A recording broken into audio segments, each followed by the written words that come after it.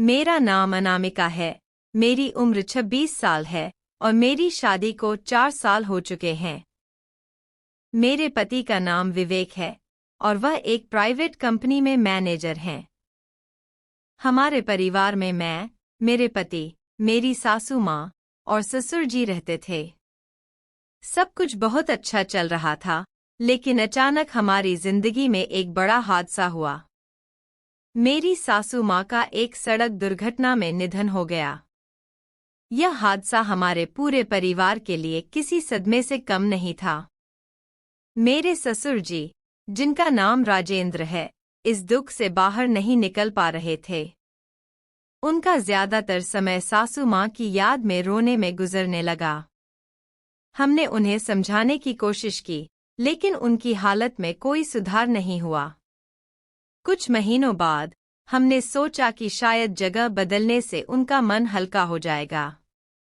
इसलिए हमने उन्हें उनकी बेटी सपना के पास कोलकाता भेज दिया। वह 2 महीने तक वहां रहे, लेकिन जब वह वापस आए, तब भी उनका अकेलापन और उदासी वैसी ही थी। मैंने देखा कि उनके व्यवहार में थोड़ा बदलाव आ रहा था। वह कभी कभी मुझे अजीब नजरों से देखते या अनजाने में छूने की कोशिश करते। मैंने सोचा कि यह मेरा वहम हो सकता है, लेकिन जब यह बार बार होने लगा तो मैं परेशान हो गई। एक दिन उन्होंने मुझे अपने कमरे में बुलाया। वह रोते हुए बोले, अनामिका, मैं बहुत अकेला हूँ। सासू माँ के जाने के बाद से मेरा कोई अपना नहीं रहा, जिससे मैं अपने दिल की बात कह सकूं। उनकी बात सुनकर मुझे समझ में आया कि वह अंदर से कितने टूट चुके हैं।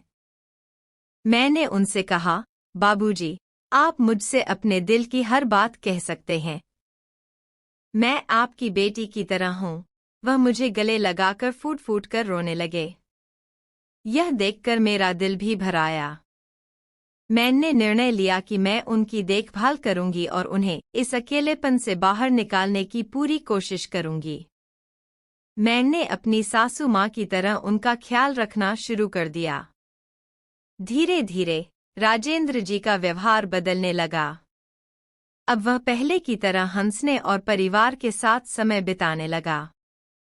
इस कहानी से मुझे यह समझ में आया कि कभी-कभी लोग अपने दुख और अकेलेपन में गलत कदम उठाने की कगार पर होते हैं। लेकिन अगर हम उन्हें समझने और उनका साथ देने की कोशिश करें, तो वह सही राह पर लौट सकते हैं।